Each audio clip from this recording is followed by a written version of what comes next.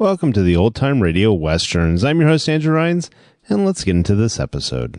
This episode is going to be Tales of the Texas Rangers. Original air date is October 21st, 1951, and the title is Fugitive Trail. Hope you enjoy, and again, thanks for listening. The National Broadcasting Company presents Joel McCrea in Tales of the Texas Rangers. From Hollywood, another authentic reenactment of a case transcribed from the files of the Texas Rangers. Tales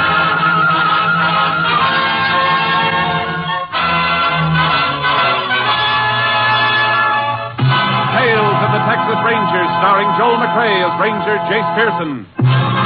Texas, more than 260,000 square miles. And 50 men who make up the most famous and oldest law enforcement body in North America.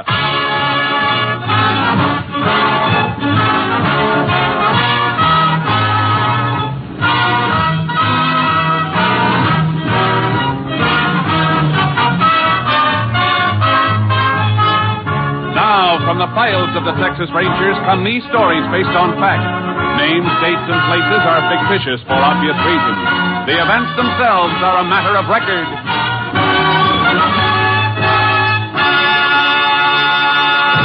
Case for tonight, Fugitive's Trail.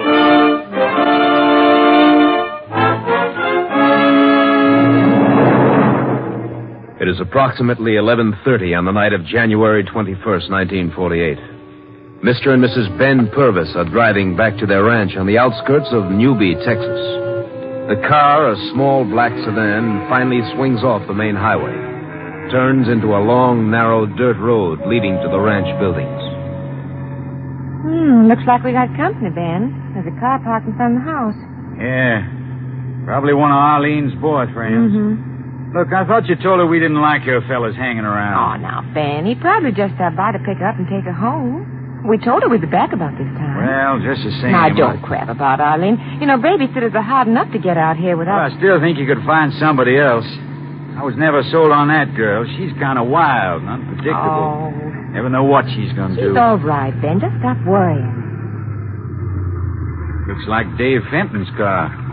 Yeah, that is his car. You sit still, Ben. I'll open the garage doors. Thought he and Arlene split up. So did I. Must have patched things up, I guess.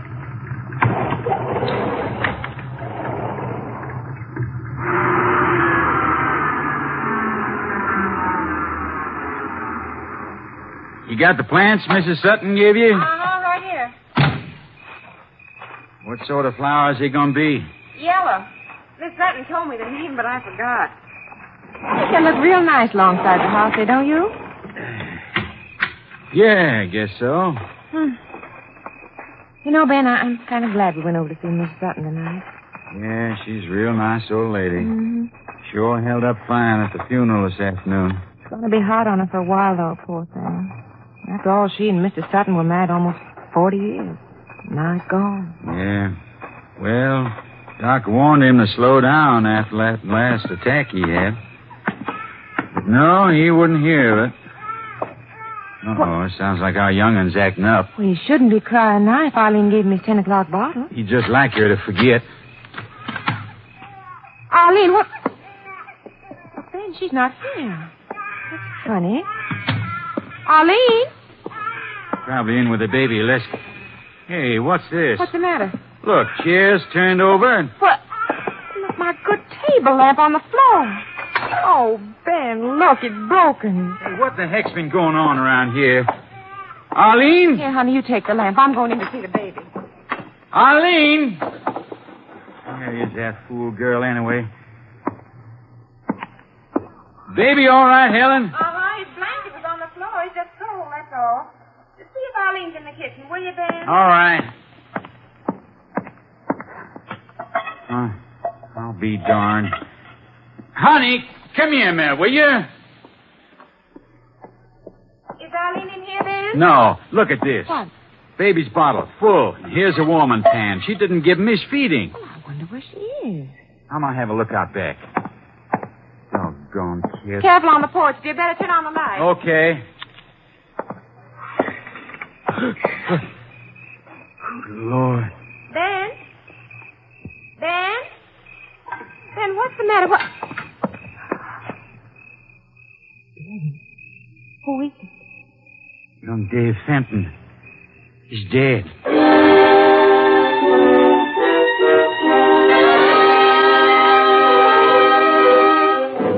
On discovering the body of Dave Fenton, Ben Purvis immediately called the sheriff's office.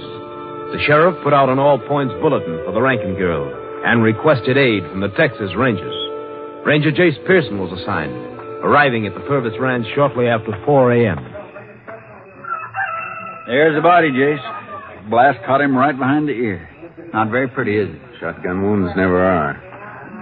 When this happened? Doc figures sometime between 9 and 10 o'clock last night. Uh-huh.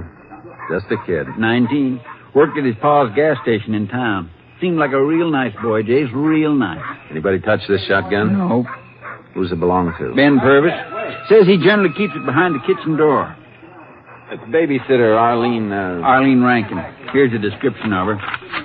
I sent a man over to her house right after Purvis called me. Her pa said she hadn't come home. The man's still out there keeping an eye on the place in case she does show up.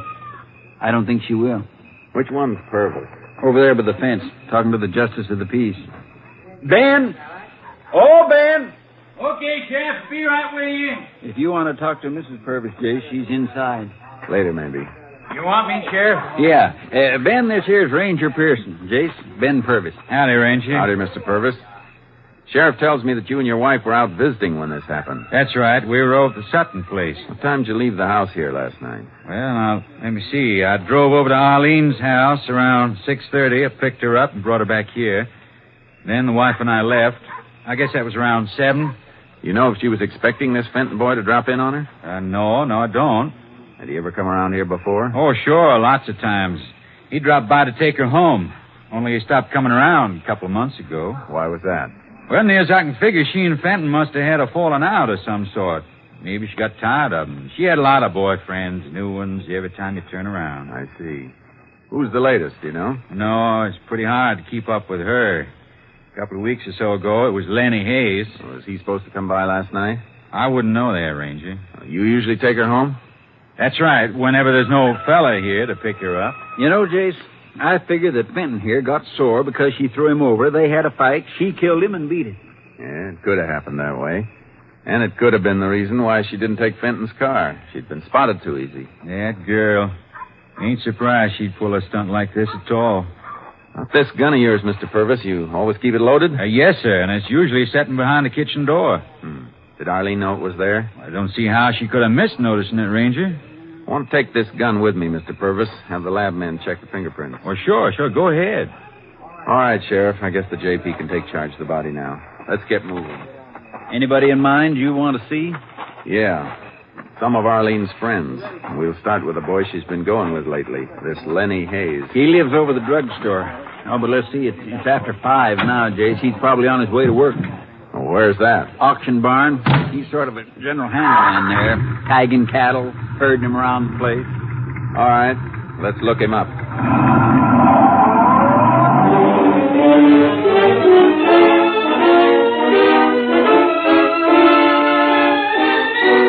The gray of dawn was creeping over the horizon as we reached the auction barn. The sheriff and I mounted the stairs to the platform overlooking the pens below. You see Lenny Hayes anywhere, Sheriff? Yeah. Yeah, there he is down there, coming along the runway. Lenny! Oh, Lenny! Yeah? Want to talk to you. Come on, Jay.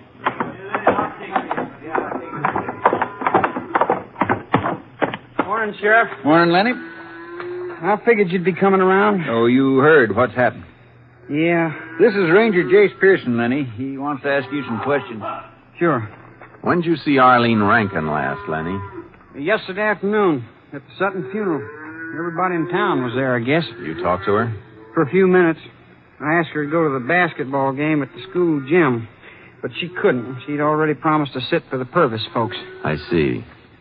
What happened between Arlene and Dave Fenton, do you know? They just busted up, that's all. How'd he take it? Well, he could be pretty nasty when things didn't go the way he wanted. He called her up a lot after that, wanted to patch things up, but Arlene wouldn't have any of it. He got good and sore a couple of times. Do you think Arlene was frightened by him? Well, sure, the guy was crazy jealous and never knew what he might do. I see.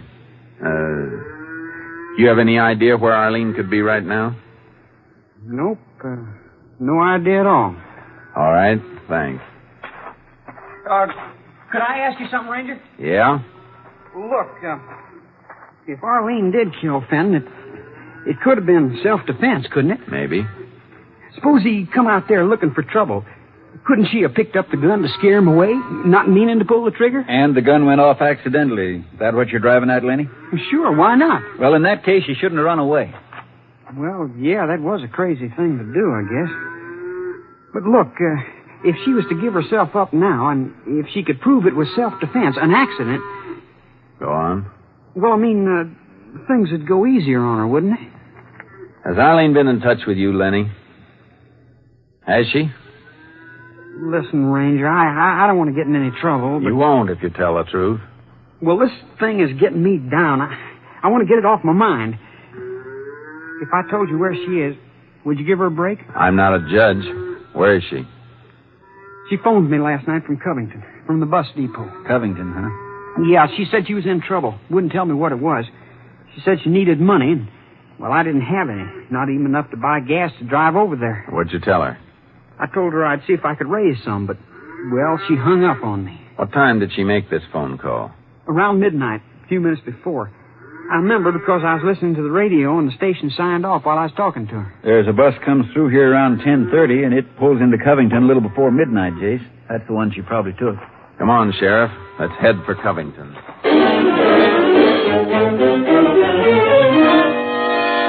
We spent the major part of the day combing the town of Covington. There wasn't a single trace of Arlene Rankin. Late that afternoon, the sheriff and I wound up at the bus depot. Got to talking to the woman behind the lunch counter. Well, let me see now. Girl about so high and blonde hair. Come in on the late bus, you say? Uh-huh. Let me see. Youngster, was she? 17. Say, that wouldn't be the Rankin girl, Ranger. That's right. Heard about her on the radio this morning. Say, you mean she's here in Covington? We believe she was here last night. Land sakes, imagine that. Well, have you seen a girl answering her description, ma'am? Well, no, wait a minute. Say, there was a girl, just like your description. You sure, ma'am? Mm-hmm. Last night, by closing time. I was throwing out the coffee when she come up and asked me for a glass of water. A girl about so high, real attractive. Did she act nervous or upset? She sure did. Oh, and say, she asked me where the Lowry place was at. That's Ned Lowry owns a hardware store. Ned Lowry. That's right. Him and his wife live down the street 3 blocks. Big white house on the corner. Want me to show you? No, thanks. We'll find it, ma'am.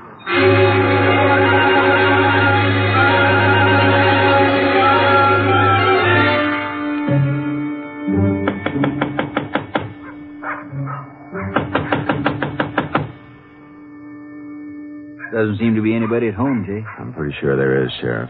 I heard someone moving inside. Hey, you're right, Jace. There is somebody in there. I just saw the window curtains move. Reckon I ought to slip around back. Hold it. Yes? Oh, Ranger, what is it? Afternoon, miss. We begin to think there wasn't anyone at home. Sorry if I kept you. I was taking a nap. I wasn't sure if I heard someone at the door or not. We're looking for a girl named Arlene Rankin. Arlene Rankin? Well, there's no one here by that name. Is that so? This is a Lowry residence. We know that, miss. Well, there are only 3 of us living here. My sister, her husband, and myself. You don't know Arlene Rankin? No. Should I? Here's her picture, miss. Ever see her before? See. No. No, I never saw her before. Your sister and her husband at home? No, I'm alone. Mind if we come in? Well, no, but... We just want to look around. Sounds like it's in this room, Jace. There's no one in there. It's just... We'll have a look anyway, miss. Window shutter, Jace. Wind's banging it against the house. It's broken. Kept me awake half the night. Look, if you tell me what this is all about... That suitcase over there on the chair, miss. Who does it belong to? Well, that's mine. Yours, eh? Baggage tag here says Continental Trailways, Jace. That's how I got here, by bus. What's that, miss? I arrived last night, just here visiting my sister. What time did your bus get in last night? Oh, it was around midnight. You talked to anyone at the depot? No, I don't think I did. Are you sure? Oh, wait, I did ask the woman at the lunch counter how to get here. I see. That lady back at the lunch counter sure has an imagination, Jace. Tell me, miss, did any other girl get off the bus when you did last night? No other girl. You positive? Yes, I think so. What do you make of that, Jace? Take a look at this photograph again, miss. You recall seeing this girl among the passengers? Well? No, I don't remember seeing her. Of course, the bus was crowded, and I really didn't pay much attention to the others on board. I see. Look, would you mind telling me what this is all about? No cause for you to worry, miss. Sorry we bothered you. Come on, Sheriff.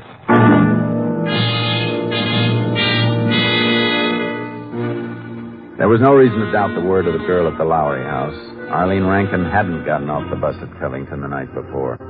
The sheriff and I drove back to his office in Newby, and we had another talk with Lenny Hayes.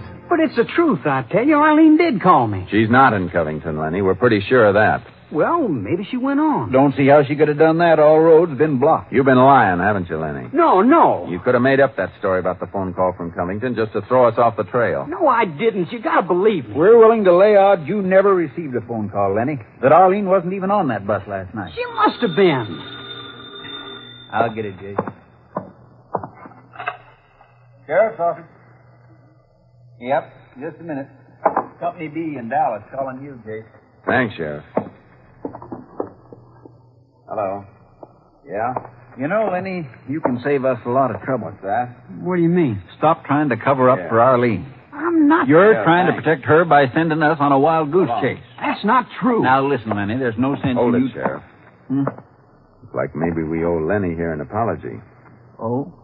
That bus we figured Arlene wasn't on was being vacuumed in Dallas this afternoon, and a purse was found behind one of the seat cushions.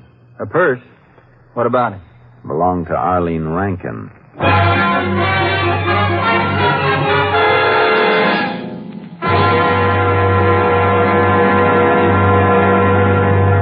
You are listening to Tales of the Texas Rangers, starring Joel McCrea as Ranger Jace Pearson. Now, we continue with tonight's case, Fugitive's Trail, an authentic story from the files of the Texas Rangers.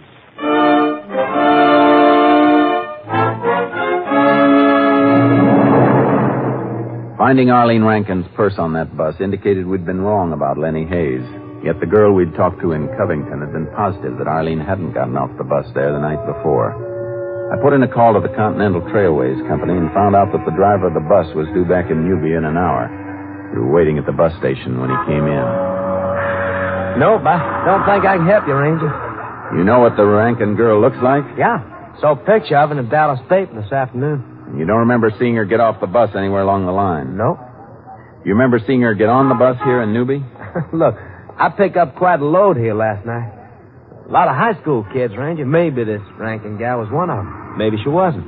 Didn't pay much attention. I just wanted to get rolling. In a hurry, were you? I was running behind schedule. See, ordinarily there's a 5-minute wait here. 1 cup of coffee. Well, I had 2. Oh? Basketball game, the high school gym went overtime, and, well, I didn't want to shove off. I knew most of the kids were counting on getting the bus. Wait a minute. You were late taking off? Oh, sure. Almost 10 minutes. What time did you arrive at Covington? Well, with all those stops along the way, I lost another 5 minutes. Didn't pull into Covington till 12:15. 12:15. Yeah? Jace? Yeah, Sheriff, yeah. All right, driver, thanks. Sure enough. Sorry I wasn't much help, Ranger. See you, Sheriff. Yeah. Kind of interesting, isn't it, Jace? If the bus didn't get to Covington until 12:15, how could Arlene have called Lenny from the bus depot there a few minutes before 12? Doesn't seem to add up, does it, Sheriff? Of course, Lenny might have got the time mixed up. I don't think so. He seemed pretty sure of it, you'd call. Yeah, that's right. He must have lied. We'll know about that for sure once we talk to the telephone company over at Covington.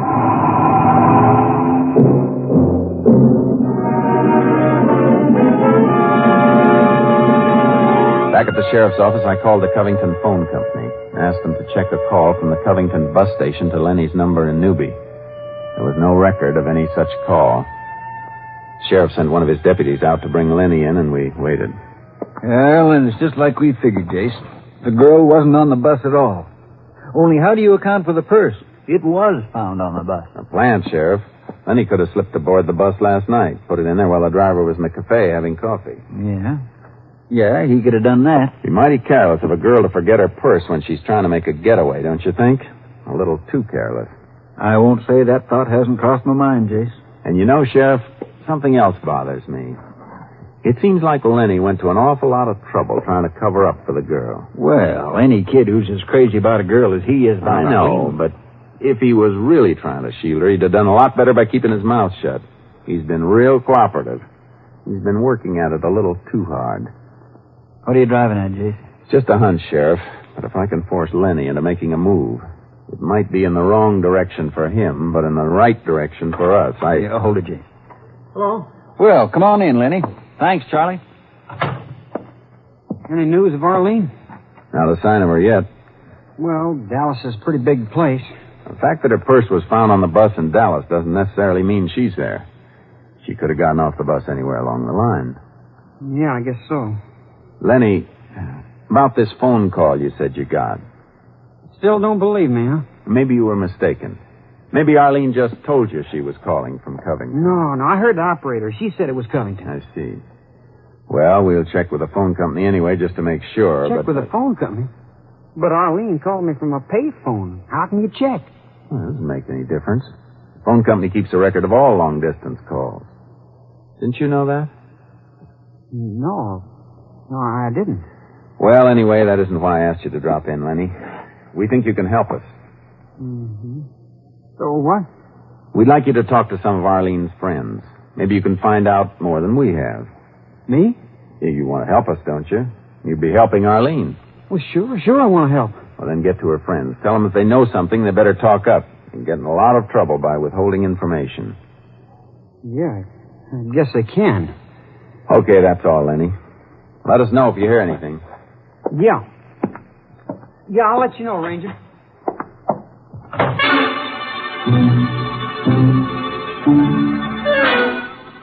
The sheriff and I waited a few moments after Lenny had left the office, and then we eased out into the street. We saw him get into his car halfway down the block and take off. In the darkness, we watched the taillight disappear toward the edge of town. We followed him. What's he up to, Jace? I don't know. That's the second time he's driven around the cemetery. Arlene wouldn't be hiding in there, would she? Look, turning onto the other highway now, heading south. Good. Maybe we can get a little closer, Jace. Lots more traffic on that road. He's speeding up. Suits me fine. At least we'll get to wherever we're going that much sooner.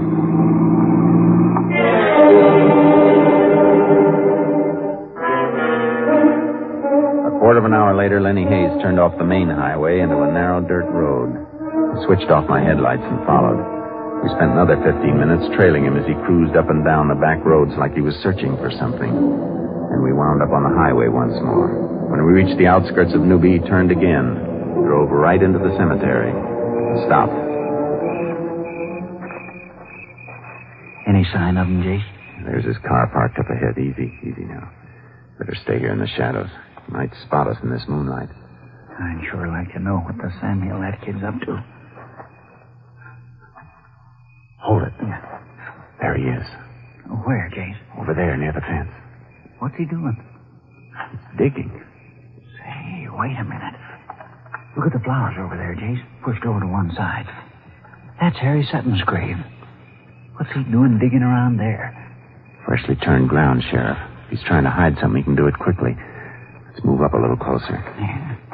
Here. This way around the hedge. Yeah. Move up behind his car.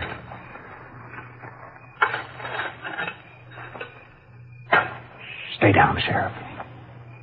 What's he doing? Stop digging. He's coming this way, to the car.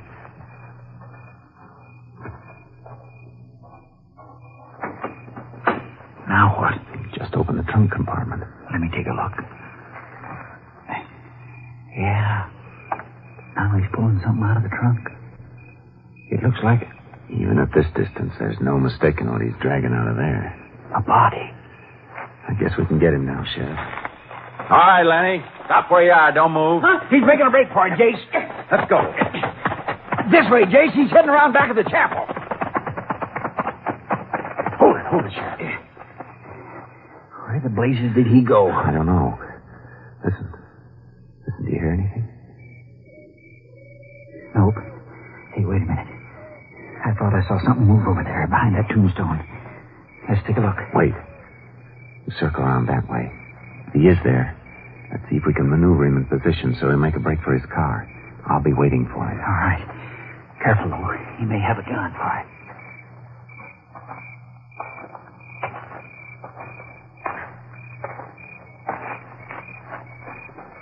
There he goes, Jay. Hold it, Lenny. I go. Let it go. Simmer down now, boy. This is as far as you go. Let go of me. I said simmer down. Okay, Rig. You all right, G? Yeah. Come on, let's go around back of the car and have a look at that body. Yeah. It's Arlene Rankin, all right, Jay. How about it, Lenny? You feel like talking?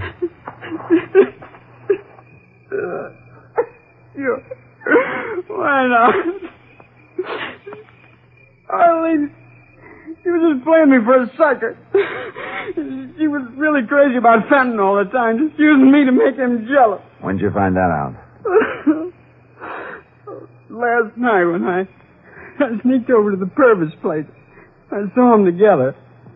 I went out of my head, I guess. So you went inside, got the gun, and shot Fenton. Well, I didn't mean to do it. I just wanted to scare him. I didn't mean to. I suppose you didn't mean to kill Arlene either. No, but I had to. I had to kill her to keep her from talking. You had the body in the trunk compartment here all this time? Yeah. I waited too long last night trying to make up my mind what to do with it.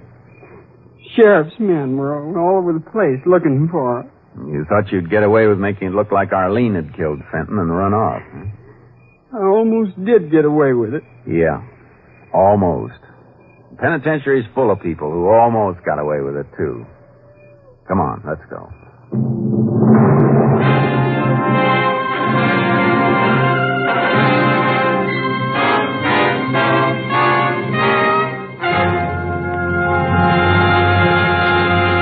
For the brutal murders of Dave Fenton and Arlene Rankin, Lenny Hayes was sentenced to Huntsville Penitentiary for the rest of his life.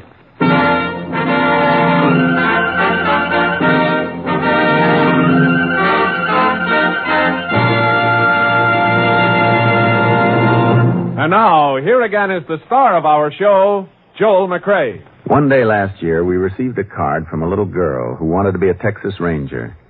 She said she didn't have a horse, but she did have a mule and could ride. We learned last week that this same little girl was stricken with a serious illness and has been in bed all summer. When she heard our first show a few weeks ago, she asked her father to help her write a poem and send it to us. We'd like to read it. R is for Ranger, stalwart and strong. A for his aim that never goes wrong. N for his nerve, calm, steady, and sharp. G for his gun, never misses the mark. E is for effort, endurance in fight. And R for respect for the things that are right. Vanaloo, that's a fine poem, and it's deeply appreciated. Honey, you're going to get well, 'cause in spirit, you're a Texas Ranger. Next week, Joel McCrea in another authentic reenactment of a case from the files of the Texas Rangers.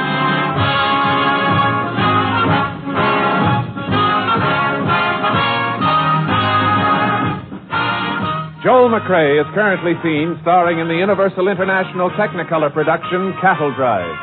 The cast included Tony Barrett, Lillian Byeth, Whitfield Connor, Parley Bear, Sam Edwards, and Marion Richmond. Technical advisor was Captain M.T. Lone Wolf Gonzalez of the Texas Rangers. This story was transcribed and adapted by Adrian Gendot, and the program was produced and directed by Stacy Keith. Hal Gibney speaking.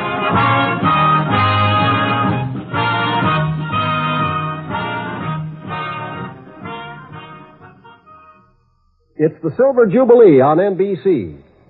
Sunday is your invitation to fine radio entertainment with The Big Show, Phil Harris and Alice Faye, and Theater Guild on the air. Yes, hear all three on NBC.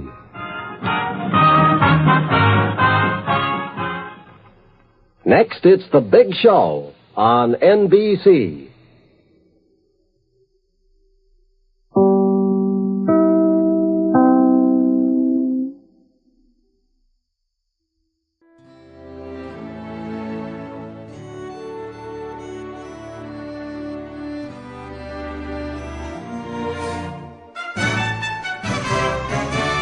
This has been a presentation of OTRWesterns.com, and we hope you enjoyed. Please take some time to like and rate our shows in your favorite podcast application. Follow us on Facebook by going to OTRWesterns.com/Facebook. Join in the conversation by going to OTRWesterns.com/Discord. And don't forget to send us an email, podcast@OTRWesterns.com. This episode is copyright under the Attribution Non-Commercial Share Alike copyright. For more information, go to OTRWesterns.com/copyright. Have a great day, and again, thanks for listening.